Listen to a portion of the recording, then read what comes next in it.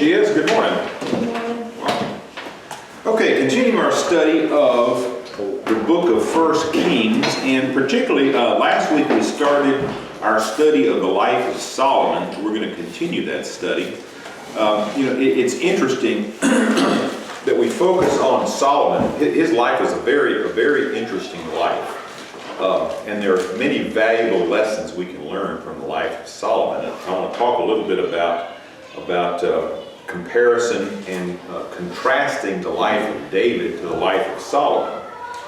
And it's interesting, we read last week in chapter 3, 1 Kings chapter 3, verse 3, it starts off, we're introduced to Solomon and his spiritual life by saying, "Now Solomon loved the Lord." And we know that at Gibeon, the Lord appeared to Solomon and asked him, just tell me whatever it is that you want, ask it and I'll give it to you. And Solomon asked for wisdom, and God gave him wisdom.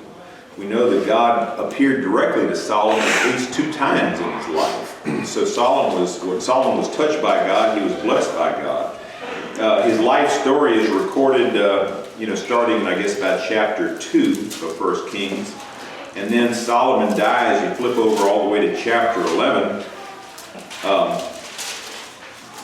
And it records at the very end of chapter 11 the death of Solomon. So we only have a few chapters to deal with Solomon. But the tragic thing about Solomon is at the end of his life, you see in chapter 11, verse 6, it says, "And Solomon did what was evil in the sight of the Lord and did not follow the Lord fully as David his father had done."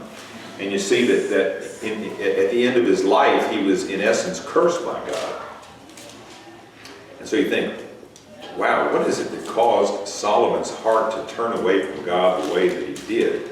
And one of the things that's profound about Solomon's life is that he essentially had everything. Have you ever thought about that? Solomon had what we might call an embarrassment of riches. I mean, everything and anything that his heart desired, he had. A few months ago, Lon and I were debating the book of Ecclesiastes, which is something we'll probably want to talk about as we study the life of Solomon. And I don't know if you've read it recently, but if you read essentially the whole book of Ecclesiastes, much of it seems to be the ramblings of a man who is just totally dissatisfied, totally disgusted with life. He says, "I've tried everything." He says, "I've not deprived myself of anything. I've had everything that life has to offer." And what does he say about it? All for nothing. It's all vanity. It's like striving after wind. It means nothing.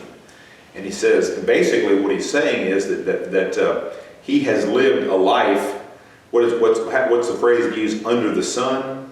And the idea is that despite all the wisdom that God gave to Solomon, he departed from his pursuit of God's ways and was pursuing his own satisfaction, his own gratification. In other words, he was living, the term under the sun means really apart from God. He was living his own way. He was not trying to follow after God. And what did it lead to? Despite the fact that he had everything, he was in absolute misery. Yeah, he even says, he tried everything. Yeah. He was searching. Instead of God, he would try. He denied himself, as you said, nothing. He would try this, he would try this and that. And yet with all that wisdom. But the part that got me was, I can see where people get corrupt, and stuff, is how he worshiped his wife's gods. Yeah. That was almost like the kiss of death there. It absolutely was. It absolutely was. I mean, just how corrupt he became and how opposed to God he became in the end is just amazing. It's. But he'd already told him, don't intermarry. That's right. Don't marry. Moses had said that. That was in the scriptures, and Solomon knew that. That's right. Do not make a covenant with a foreign nation. Do not marry the wives of foreign leaders. But Solomon did that times what? He had 700 wives. Huh? Yeah, 700 wives, I think, and 300 concubines. And the wives that he married, for the most part that we know of, were made, those marriages were in order to make alliances with surrounding nations, Egypt in particular, and then some of the other ones too. And the scripture says, and those wives turned his heart away from God.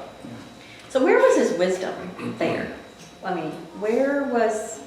Well, did he have it? He lose it? I mean, of course, Queen of Sheba King said he was still very wise, but point was, God gave it to you, but are you using it? Yeah. Did his lust overrule his That's what I think. wisdom? I think the world took him in. He got so involved in himself. I mean, he had trade routes. He was just huge in Yeah.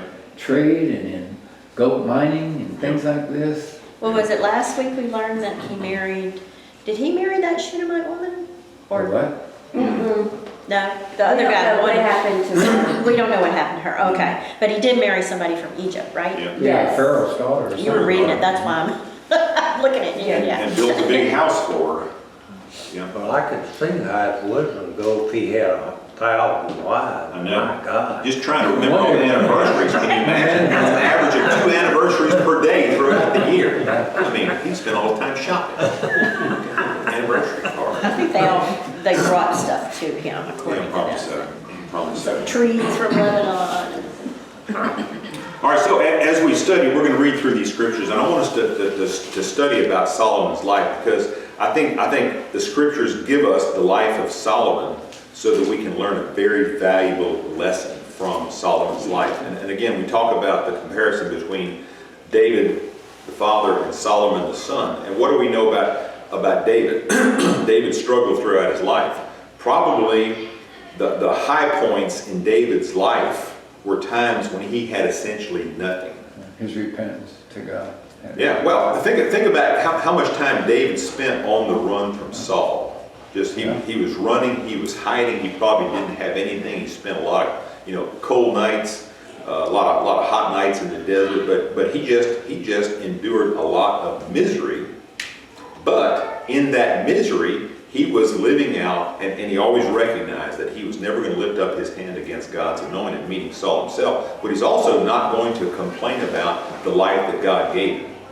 And how important a lesson is that? That David recognized that he was sorely afflicted. But what does he say about his affliction? In the Psalms we read that David looked back on his afflictions. He said, in retrospect, it was good that I was afflicted. Why? Because as I was afflicted, I turned to your word. And as I turned to your word, it gave me peace.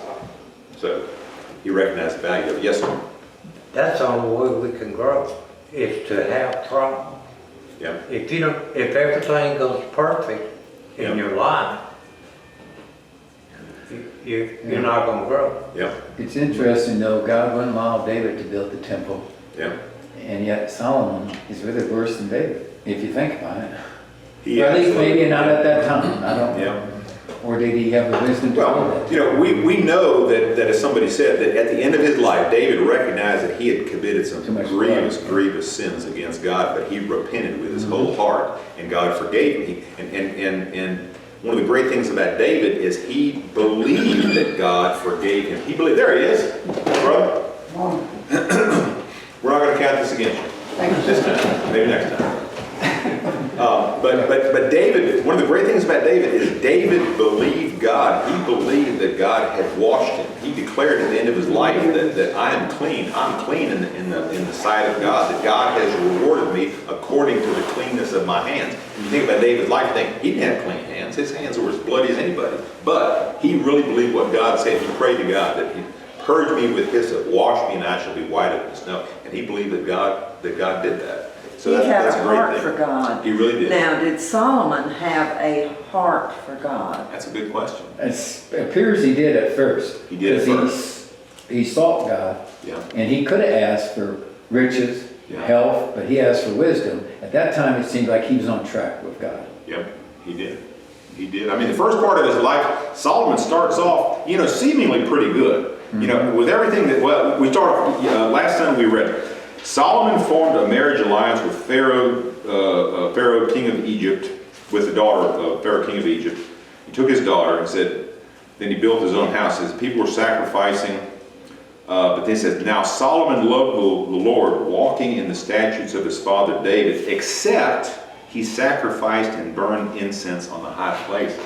So even in the beginning, even though he loved the Lord, what did he do? Yeah, He sacrificed on the high places, which was, an abomination to that God. was a no-no. So he's trying to walk the line. He's on either side of the line. And the interesting thing we see about Solomon's life that we all need to take a lesson from is that Solomon got everything that his flesh desired. And what did it do for him? Made him absolutely miserable. Too many human pursuits, too many human thoughts and philosophies say, if I can just get all this stuff, if I can accumulate wealth, if I can just get this, if I can just get that, if I just had an extra $100,000 in the bank, man, things would be so much better. Or vacation all the time. That's right, or whatever it is, the things that we think we want, fulfilling the desires of the flesh. The life of Solomon tells us, it's not going to get you what you want. If what you want is peace and joy and fulfillment, those things are just not going to give it to you. Because Solomon, probably more than anybody in history, Solomon had everything. Yeah. Solomon had everything that his heart desired. And again, it didn't bring him joy, it didn't bring him peace, it brought him misery. He was miserable up until the time of his death. Ecclesiastic, he kind of admits that, don't he? Yeah, he does. Towards the end, he just says all for naught. Yeah. Like I said, he realized that all this stuff he built, he can't control who's even going to get it or what they're going to do with it. Yeah. It's like Jim always says, you don't see a U-Haul behind a hearse. You can't take it with you. Yeah. I can't remember where it is, but somewhere it says that the wealth of whatever you've accumulated, that God will use it to give it to those he wants it to. So think about that. When you're gathering all of your stuff and you think you're going to leave it to this and that and the other, God has his own plan. Yeah. When I you can't have, remember where it is, but I was thinking. take at least some that was time. I'm sorry, go ahead. That was my interpretation. Yeah, take some time as we're studying the life of Solomon to go and read two books. Read Proverbs. You probably do already. Many Proverbs were written by Solomon. There's much wisdom there. But also read Ecclesiastes. And there's a couple of things I was reading this past week, and there's a couple of verses that are troubling. If you look in Ecclesiastes chapter 1, verse 18, Solomon says, "Because in much wisdom there is much grief, and increasing knowledge results in increasing pain." Wow, you think about that. In much wisdom there is much grief. I don't know about you, but I pray for wisdom all the time. I want a godly wisdom that's going to lead me in the right direction. I think the problem with Solomon's wisdom is that it took him in the wrong direction. Yeah, I think he probably thought the responsibility or something like that. He wasn't thinking of the fear of the Lord, humbling That's right. himself. That's I think right. it was the pride. Yeah, and probably one of the saddest statements in the whole book of Ecclesiastes is in chapter 2, verse 17, where he says, sort of summing up, he says, "So I hated life." Can you imagine? A person who's had everything that Solomon's had, so he says, "I hated life, for the work which had been done under the sun was grievous to me, because everything is futility and striving after wind." So, how sad is that? Nobody wants to wind up there, And we've said this before, but we've discussed this in this class many times, but it's something we all need to ponder about our own lives. Hopefully, even though we don't have the same degree of wisdom that God gave Solomon, we are wise enough to recognize that God has a plan for our lives, and that the desire of our heart should be that we live our lives in accordance with God's plan. But think about how you might feel to get to the end of your life and realize that you had not accomplished the purpose that God had for your life. How sad would that be? And I think that's part of the warning that we get from the life of Solomon and from the book of Ecclesiastes is, don't get to the end of your life and realize that you have not fulfilled the purpose that God has for your life. So you might say, "Oh, I don't know what that purpose is." Well, if you don't, you need to ask. You need to find out. That really ought to be our constant prayer, that God, that I might live my life in accordance with your plan, and that I might fulfill and accomplish the purposes that you have for my life. Well, if you could start out with that same thought, start your life out Yeah, knowing that everything is vanity, yeah, and build on that, it wouldn't come to the end to where you had to say, "I should have." Yeah. You mentioned something that just last week with the ladies, we was in James. uh-huh, And in James, I had to go back to 5 where he warns about the rich. And it's basically, you know, what you use that money for. Right, You know, that's how right. you do it, and it's kind of like people say, I love to win the lottery. I bet that could be a real curse. Oh. Like, you know, you think somebody said, here's $800 million. Boy, all my life, Yeah. I bet you just started problems. You know what I'm saying? Sometimes it doesn't take that much. No, I'm just You saying, know. though, everybody says that would be the, it's just like Rich said, I just had another 100,000, or I've had Yeah. 10,000. Yeah. Somehow when you get it, you need another 100 or another 10. That's true. I mean, I have known, you may have too, I've known a lot of really wealthy people. I mean, ridiculously wealthy people, tens of millions, you know, into the hundreds of millions of dollars. And they are some of the most miserable people I've ever met. You know, I don't envy them at all. But they need Jesus just You know, Absolutely. it's so sad is I've known some of those people there like that, and they will go out and spend $400 or $500 for a shirt. You know, this kind of stuff. Give me 2 shoes that I don't know how you pronounce it, a couple $1,000 stuff, have closets full of it. And yet they're so greedy. Like, you know, they will give you stuff, but if it comes to money, oh my gosh, they fight among each other. I mean, it's an image or it's something. It's just they're miserable. I'm telling you, they're very miserable. They try to, I guess not all of them. Bill Gates may be happy for all of them. At least he gives some money away, does some things for them. But if he doesn't know Jesus, he's still not going to heaven. He's going to be. I agree. That internal peace is what everybody wants. Yeah. Well, what about, Tommy was telling me, and I heard the story too, about they took Payless shoes and put them in another shoe store and were charging like $600 for, $30,000 tennis shoes. and people were buying them. Oh, yeah. Oh, yeah. And they couldn't believe Yeah. that. And I've had situations where people will tell me if you're dealing with this institution, you got to double your price. They think it's too cheap. Yeah. That honestly is the truth. It's perception. Yeah. Oh no, that can't be much. They're too much cheaper. Yeah. So if your competitor's X, you got to be X too. But they won't see. It's stupid. But Just shows you how crazy the world is.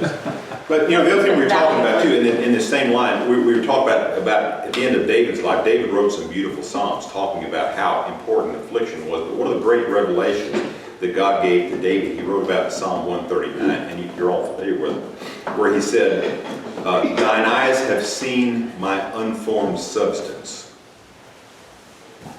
And all the days that were ordained for me are written in your book, even before there was one of them. And so what does David realize? He's realizing, he says, that's where he says, I realize that I'm fearfully and wonderfully made. And he's talking about not just his conception and his birth. He's realizing that when God conceived of him, not only did he weave him together in his mother's womb, but God saw his unformed substance, that is, what his entire life would be as it played out. And David realized that I'm living. He said, I don't know what age he was when that revelation came to him, but David is saying, God, you know the entirety of my life, and you've written all the pages. You've written the script for every day of my life until I take my last breath. And what an awesome thought that is. That applies not just to David, but to us too. You know, so God has that plan for our lives, and what he wants us to realize is that his plan is better than any plan we could devise. You know, but we resist that, don't we? We always think, I've got a better way, I've got a better plan. And God, you don't really know exactly what I want. You haven't thought about this maybe, that I really need will make my life better. But guess what? He has thought about it, and he knows a lot better. What he wants us to do is to realize that his plan is better than anything else we can come up with. I was telling somebody the other day, I said that when we were kids, we all had blue jean patches on our knees. Oh, yeah.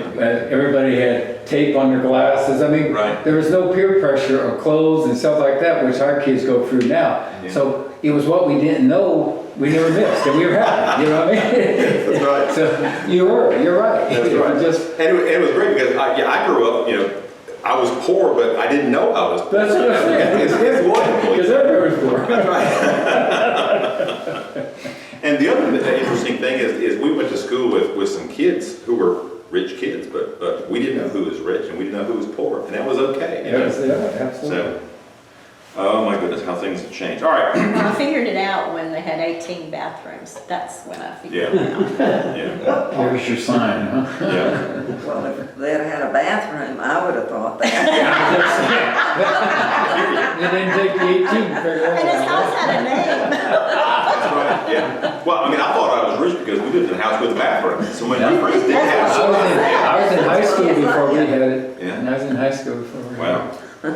Amazing, amazing how things In change. in the snow, that was tough. Okay, well, let's pick up where we left off last time. Last time we left off, Solomon's at Gibeon, and the Lord appears to him and he says, ask what you wish me to give you. You ever thought about what you'd ask for if God appeared to you in a dream and said, whatever you want, tell me what it is? Maybe you've already got your list made out. But, you know, wisdom isn't a bad place to start. Of course, what Solomon really should have asked for was wisdom, was what I really want, Lord, is to be in a right relationship with you, and I really want to live my life in accordance with the plan that you have for me. His life probably would have been a lot better if he would have prayed that and then lived according to it. Seems like that would have come with wisdom. Well, you'd have thought so. You'd The have thought so. obedience. Because he harnessed the wrong way when he's not living after the spirit. That's exactly When he was right. living after the flesh, that wisdom didn't do Yeah. anything good. No, That's right. he needed to have obedience to wisdom, Yeah. that's what he said. And as Ken brought, if he had just said, God, get my priorities straight, so I'm not trying to I'm trying to satisfy the spirit, live in the spirit, rather than trying to satisfy the flesh. So anyway, God gives him wisdom. He says, I'm not going to give you just wisdom, but I'm going to give you all the things that you haven't asked for. And one of the things he says, I'll give you is wealth. And God winds up giving him just ridiculous amounts of wealth. One of the first things that comes up in Solomon's life is a story that we've heard about for really all of our lives. And let me just read it for you. We talked about it last time, but as we read it, I think there's some allegory in this. This could have been presented as a parable. I think it actually did occur, so there's an allegory, and I want us to explore a little bit what it may represent. Where are you? I'm in verse 16. It says, then two women... Chapter. I'm sorry, chapter 3. Okay. 1 Kings chapter 3, verse 16 says, then two women who were harlots came to the king and stood before him. And the one woman said, oh my lord, this woman and I live in the same house. Okay, let's get all the details here. Two harlots, they appear before King Solomon and says, this woman and I live in the same house, and I gave birth to a child while she was in the house. And it happened on the third day after I gave birth that this woman also gave birth to a child, and we were there together. There was no stranger with us in the house, only the two of us in the house. Okay? So what do we have so far? We have two harlots, they're living in a house, they're there by themselves. Each one of them gives birth to a son. Said, and this, verse 19, and this woman's son died in the night. Why? Because she lay on it. In essence, what's that? Okay. Yeah. She killed, in other words, this woman, one of the women, killed her son. Okay? So she Intentionally? It doesn't say. doesn't say she did it intentionally, just say that she did it. Yeah. Okay? She killed her son. Okay? So she rose in the middle of the night and took my son from beside me while your maidservant slept, and laid him in her bosom, and laid her dead son in my bosom. And when I rose in the morning to nurse my son, behold, he was dead. But when I looked at him carefully in the morning, behold, he was not my son, whom I had born. Then the other woman said, no, for the living one is my son, and the dead one is your son. But the first woman said, no, for the dead one is your son, and the living one is my son. Thus they spoke before the king. Then the king said, the one says, this is my son who is living, and your son is the dead one. And the other one says, no, for your son is the dead one, and my son is the living one. And the king said, get me a sword. So they brought a sword before the king, and the king said, divide the living child in two, and give half to the one and half to the other. Now the reaction of the women is interesting. Verse 26 says, then the woman whose child was the living one spoke to the king, for she was deeply stirred over her son, and said, oh my lord, give her the living child, and by no means kill it. But the other one said, this is important, the other one said, he shall be neither mine nor yours. Divide him. In other words, go ahead and kill him. And then the king answered and said, give the first woman the living child, and by no means kill him. She is his mother. It says, when Israel heard the judgment which the king had handed down, they feared the king, and they saw that the wisdom of God was in him to administer justice. So, what do you think that this is about, this story is about? Is there some deeper meaning than just displaying the wisdom of Solomon? You know, when I read this, I thought about the two women, and the story says these women came and they were harlots. And I thought, well, you know, how often was the nation of Israel described as a harlot in the scriptures? Why? Because they went, it says the nation of Israel went whoring after the foreign gods. And God, you know, God thought of Israel as being a harlot. And there are many other circumstances where Israel is portrayed as a harlot here. So what do we have here? We have two harlots, meaning what? They must have been in a house of ill repute. Well, could have been, but the fact that we have two harlots here, I don't think represents two different nations. I think one of these harlots represented Israel as they turned out to be, and one of them represented Israel as God wanted them to be. And I'll submit to you that the son that they gave birth to was the promised Messiah. Okay? One of the harlots wound up killing her son. Didn't Israel do that to their Messiah? Right. And then we have the other Messiah who might represent the resurrected Messiah. You know, one is killed, but then one lives, one resurrected. And then what happens to that one? The harlot Israel desires the death of that one as well. Right? In other words, the one who killed her own son desires the death of the other one as well.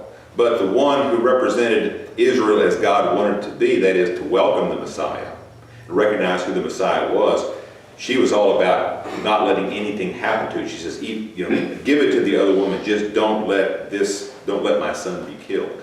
I think only a mother could understand that.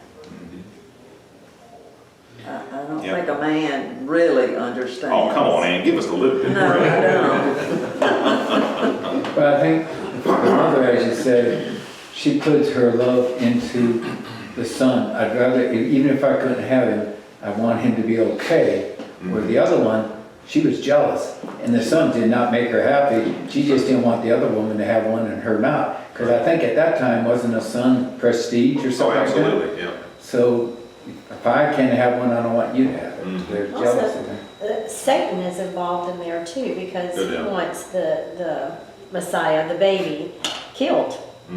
And the good, I don't know, side wants it at any cost. The Messiah lives. But it does show wisdom. I mean, we've heard it ever since we was kids, this story about me. Oh, you mean on Solomon's Yeah, I side? mean, you think about that, that is pretty unusual Yeah. thing On the to say. mother's side, Yeah. it's, as Ann says, it's a no-brainer. You know, these days, it would have been easy to solve. What do? Just have a DNA test, right? Yes. Back then, they didn't have it. So Solomon Well, actually, they figured out a did. better way. Listen to the mom, the real mom. Yeah. She spoke the truth. All right, so continuing on with Solomon's life, chapter 4.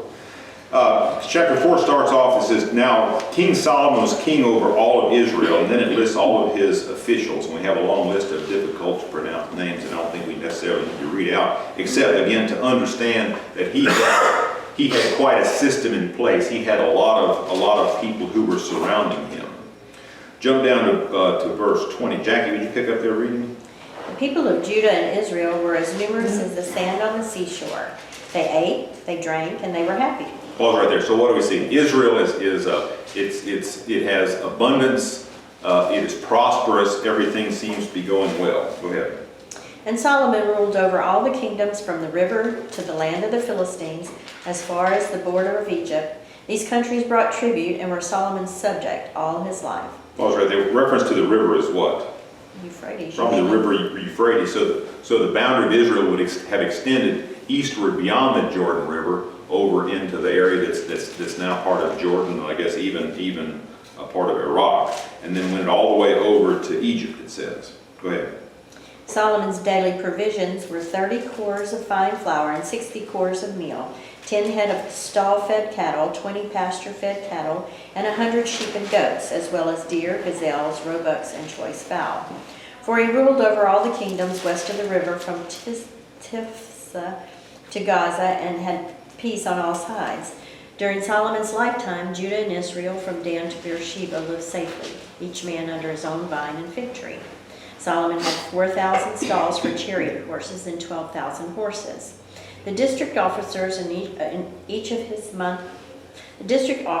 each in his month supplied provisions for King Solomon and all who came with the king to the king's table. They saw to it that nothing was lacking.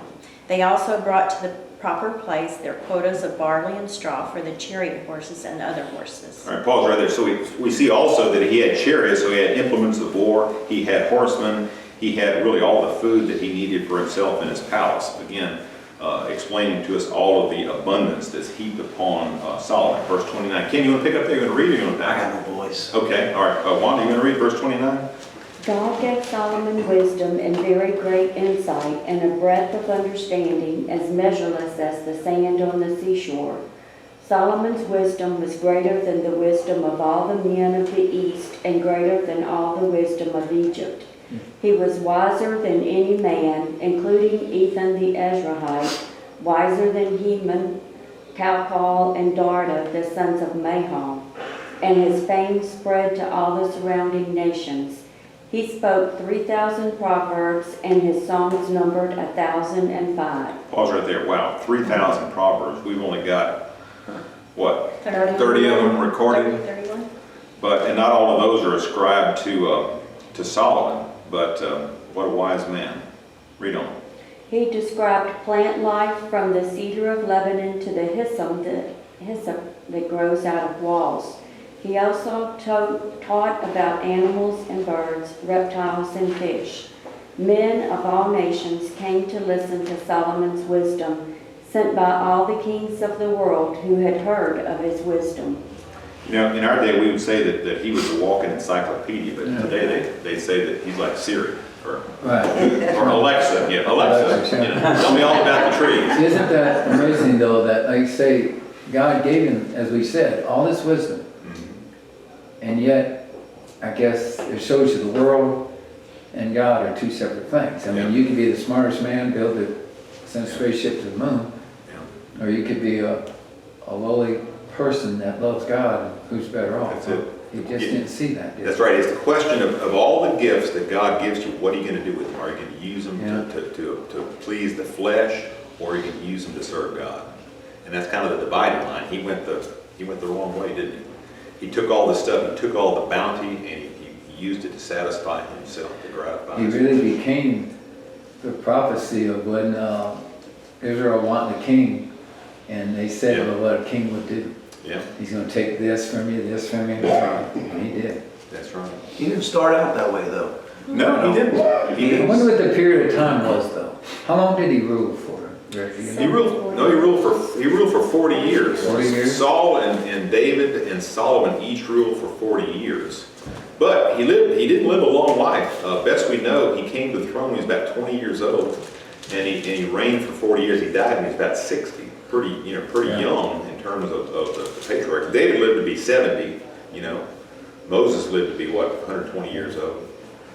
So, Yeah, I wonder what turned him. I guess he just got used to But he was people good to telling live to be 60 years old Back then. with all them wives. All Well, that. yeah. But don't you think that's what it was? They age him. He started off well, but when you live in that thing and he got full of himself and he's, look what I've done and this and that, people telling you how smart you are, it went to his head rather than giving it to God.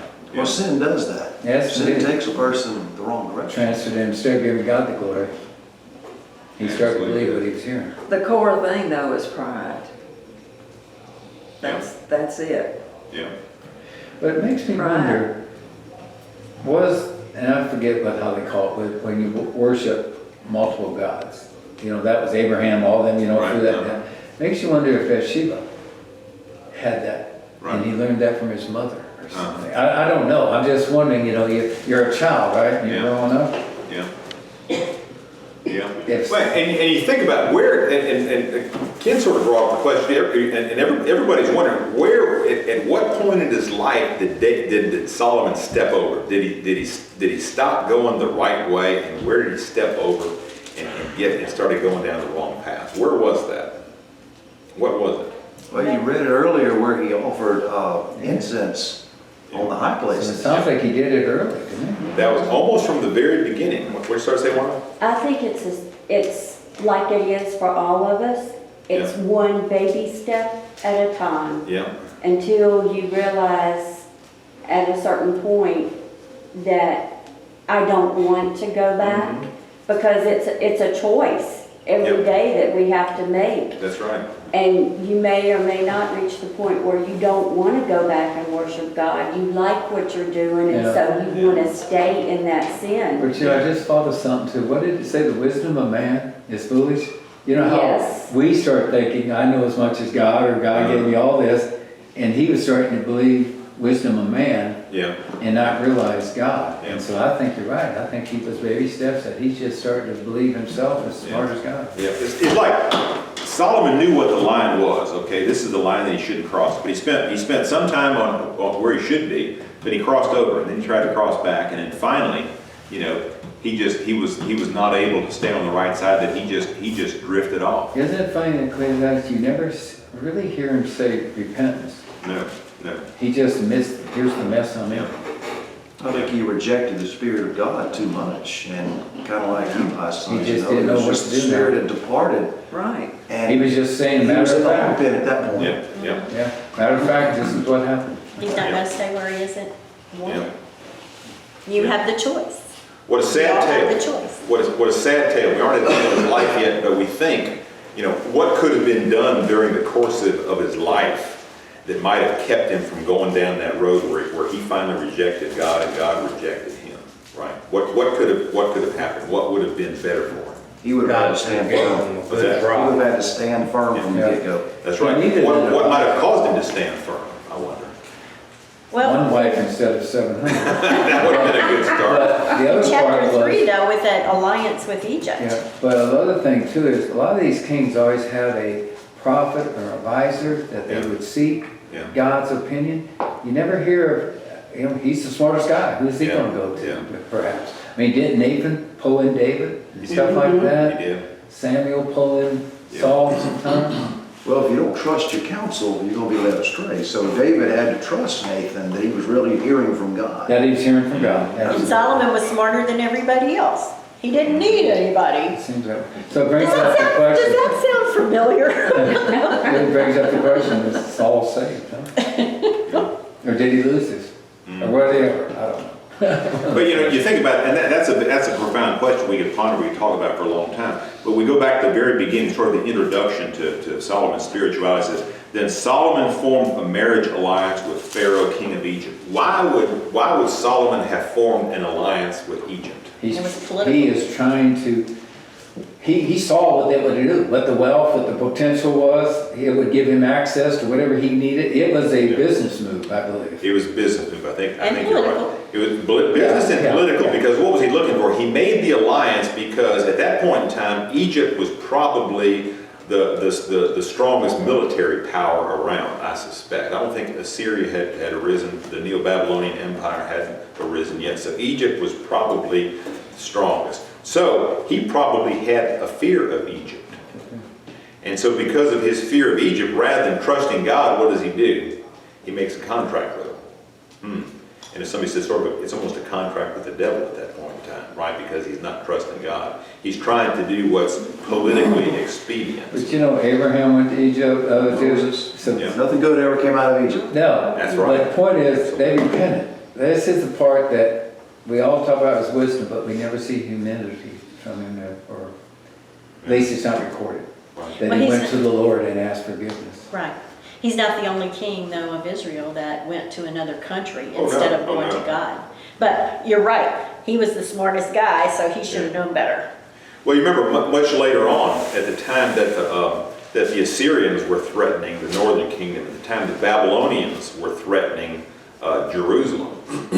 I don't remember if it was Jeremiah or one of his contemporaries, but God chastised them because what was Israel doing at the time? One of the things they did is they went over to Egypt to make an alliance to try to get some political help, some military help, and God says no. Don't be leaning on that greed, I think is the word that was used. So sometimes we're threatened. God allows us to be threatened, but does He want us to make alliances with that which we believe can protect us? I think the answer is no. God wants us to rely upon Him for protection. I'm just thinking here, of course, we can't control how our children become, but it makes you wonder with David's children, because of the sin with Bathsheba or his other sins, seems like his children, he didn't make decisions right back there when Absalom's rebellion and stuff like that. Right. What was causing all that? And we thought that maybe David had checked out for a while. Yeah. Maybe he checked out He did. raising his children about God. Did he teach them? You would think he would have, right? In Psalms and everything like that. That I think the teaching was left to the mothers at that it time. makes you wonder. Yeah. And so if the mother was not of the Jewish faith or didn't see to it that he was That brings up taught with the Jewish faith, then Bathsheba's husband was what? Hittite. Hittite. Hittite, yeah. You think she's Jewish? Well, that's what we don't know. I suspect that she was not. Yeah. As Wanda pointed out, she went through the purification ritual, but that could have been that just because she was a proselyte of the Jews. I tend to think that she was probably a Gentile. But anyway, that's just my thought. Nothing is told us specifically. All right, chapter 5. We got a little bit of time left. Kenny, are we up to you yet? Read? Yeah, I'm gonna pass. All right. Terry, you want to read?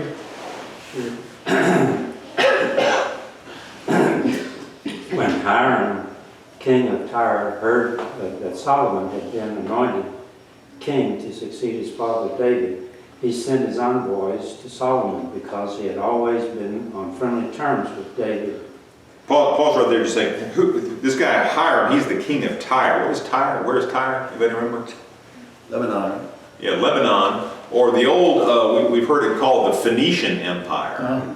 Yeah, Phoenicians are out on the coast, aren't they? the Phoenicians, yeah, they were to the north, and they were kind of to the north and to the west. So weren't they great? Yeah, they were known to be very, great seamen. They were known to have a pretty advanced civilization, an ancient civilization. But anyway, I think Hiram is part of that line there. All right, go ahead. Solomon sent back this message to Hiram. You know that because of the wars waged against my father David from all sides, he could not build a temple for the name of the Lord his God until the Lord put his enemies under his feet. But now the Lord my God has given me rest on every side, and there is no adversary or disaster. I intend therefore to build a temple for the name of the Lord my God, as the Lord told my father David, when he said, your son, whom I will put on the throne in your place, will build the temple for my name. So give orders that cedars of Lebanon be cut for me. My men will work with yours, and I will pay you for your men whatever wages you set. You know that we have no one so skilled in felling timber as the Sidonians. When Hiram heard Solomon's message, he was greatly pleased, and he said, praise be to the Lord today, for he has given David a wise son to rule over this great nation. So Hiram sent word to Solomon, I have received the message you sent me, and will do all that you want in providing the cedar and pine logs. My men will haul them down from Lebanon to the sea, and I will float them in rafts by the sea to the place you specify. There I will separate them, and you can take them away. And you are to grant my wish by providing food for my royal household. In this way, Hiram kept Solomon supplied with all the cedar and pine logs he wanted. And Solomon gave Hiram 20,000 cores of wheat as food for his household, in addition to 20,000 baths of pressed olive oil. Solomon continued to do this for Hiram year after year. The Lord gave Solomon wisdom just as he had promised. There were peaceful relations between Hiram and Solomon, and the two of them made a treaty. Okay, so the thing we learned about Hiram is that he supplied the lumber that was used for the temple and for the palace. So there's a good relationship, good trade between Israel and Tyre or Phoenicia at the time. Okay, verse 13. You want to pick up there, Joanne? No, thanks. Troy? Then King Solomon raised up a labor force out of all Israel, and the labor force was 30,000 men. And he sent them to Lebanon 10,000 a month in ships. They were 1 month in Lebanon and 2 months at home. Abner was in charge of the labor force. Solomon had 70,000 who carried burdens and 80,000 quarried stone in the mountains, besides 3,300 from the chiefs of Solomon's deputies, who supervised the people who labored in the work. Well, there. My translation says that these were forced laborers, that they were Almost conscripted. 200,000, huh? Yeah, it was like as you mentioned earlier, God warned the nation of Israel when they asked for a king. Said, if you get a king, he's gonna conscript your young men, and he's gonna make soldiers out of them. He's gonna make slaves out of them. Guess what? That's exactly what's happening here. I think that Solomon Canaanites, it appears. What's that? It appears they were Canaanites. Yeah. Yeah. All right, so read on. Verse 17. And the king commanded them to quarry large stones, costly stones, and huge stones, to lay the fountains of the temple. So Solomon's builders, Hiram's builders, and the Gibeonites quarried them, and they prepared timber and stone to build the temple. Pause right there. Talk about these huge stones. I wish I had brought a picture to you, but when Jackie and I went to Israel, we took a tour that kind of went underground. It was called the Rabbi's Tour. And went to the Rabbi's Tunnel, and it was a tunnel that was dug on the western side of the Temple Mount. And you went down to the base where these huge stones were laid for the Temple Mount. Now, we don't know if these were for the temple itself that would have been cut and quarried and placed there during Solomon's time. More likely, they were placed during the time of King Herod. But some of these stones were huge. Some of them were as big as this building almost, if you can imagine. Cut and dressed stones that were quarried and placed there at the temple. I suspect some of them were about that big that were used to build the temple, but really quite a work. And it's amazing how it was done at that time. But then you think of when it was destroyed, when the Romans came in, how in the world, but we did learn how they burned them, but they got the fire so hot and the moisture in there, they just exploded. Yeah. They're huge. They're as big, they're just unbelievable. Easily as And big as they're- this room. As you said, dressed. They have edges and all that. The fronts of them look like, you've seen raised panel cabinets? Yes. That's kind of what a lot of these stones look like. I tell you, craftsmen, they were craftsmen back then. Really They craftsmen. I remember as a kid, you get cabinet makers or something like that. They actually signed their names in the bottom Yeah. of that stuff. They had that much pride on that stuff. Yeah. You don't get that at Lowe's anymore. We have time to start chapter 6, or do we need to stop? A little bit more. Lonnie, you want to read chapter 6? In the 480th year after the Israelites came out of Egypt, in the 4th year of Solomon's reign over Israel, in the month of Zib, the 2nd month, he began to build the temple of the Lord. Pause right there. That is a rather profound statement. Now, we use that number, a lot of scholars use that number to make a calculation of when events, significant events occurred. I have a note here that this is likely 966 BC. I don't know if you have that written down too. This date is related, I think, efforts have been made to try to integrate and correlate biblical history to secular history. And you can go back and we've done it before, we can do it again. But But this, if this equates to 966 BC, that helps us to date what we have up on the board, that the Exodus occurred about 1446 BC, which seems to correlate pretty well to secular Egyptian history. But it's interesting that the scripture marks the point of the Exodus. It says, the Exodus occurred here, and exactly 480 years later, Solomon builds the temple. What does that tell us? I don't know if there's anything greatly significant about the 480 years, but the fact that it's used as a marker is significant, right? That the construction of the temple was always intended to be, a major issue in the life of Israel. And why is that? What did the temple represent? God. God's presence with them. God, yeah. God's presence, yeah. Also should teach us patience, huh? Took him 500 years. I'm just saying, but God did it. Yeah, true enough. All right, read on, Lon. The temple that King Solomon built for the Lord was 60 cubits long, 20 wide, and 30 high. Pause right there just a second. Now that's interesting. It says the house, this is the temple. It's 60 cubits. In its, let's see, and its length was 60 cubits, its width was 20 cubits, and its height was 30 cubits. How does that compare to the dimensions of the tabernacle? Anybody remember? It was bigger, the tabernacle was only about 15 by 15, I think. Yeah, the tabernacle was, as I recall, it was 10 cubits wide and 30 cubits long and 10 cubits high. So it was 10, because remember the Holy of Holies was 10 by 10 by 10 cubits, right?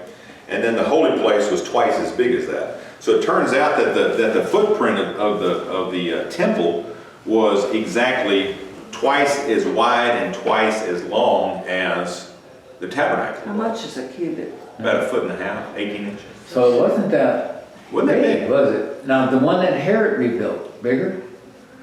Herod expanded. Remember, Zerubbabel built the temple after the Babylonian captivity. Right. Okay, and that was the second temple. When Herod comes along, then he expands it. Herod is the one who built the Temple Mount, and he built some of the outer courts. So it's 30 feet tall, 90 feet long, 45 feet wide, something like Yeah, that? it's really not much bigger than this building right Yeah, here. I was just gonna You know, say, somehow I thought this massive temple like but it's Salt not Lake huge. City or something like that. Oh, no, Well, no. Israel isn't, Jerusalem isn't that big. You know, Where is, I keep overlooking, where is our, oh, here it is right here. When we went to Jerusalem, somebody had built a model of the old city of Jerusalem at the time of Christ and what the temple might have looked like. And it was interesting, this model was kind of laid out. It wasn't a small model, it was laid out, and I guess the area was, bigger than this room. it was maybe 2 or 3 times the size of this room. But interestingly, they had the temple built, and then the outer courts and the whole Temple Mount was there. So this will kind of give you an That would idea. represent the temple. Was that? That building there would represent This the is the temple? temple itself that's being described. Okay. And then these are the various outer courts that were around it, and that's all up on the Temple Mount. So it wasn't a very big building, Right.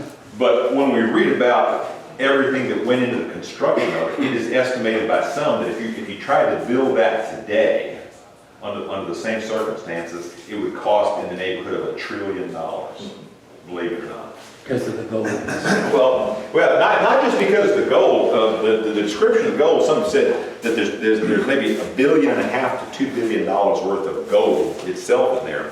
But the manner in which it was built. So let's read on down to verse 7, Lon, if you would, before we run out of time. Okay.